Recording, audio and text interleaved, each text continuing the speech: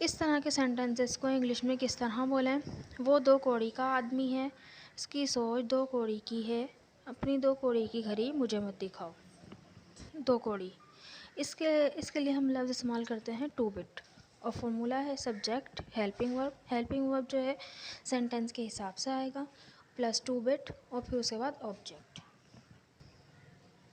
वो 2 कौड़ी का आदमी है, he is a two bit man.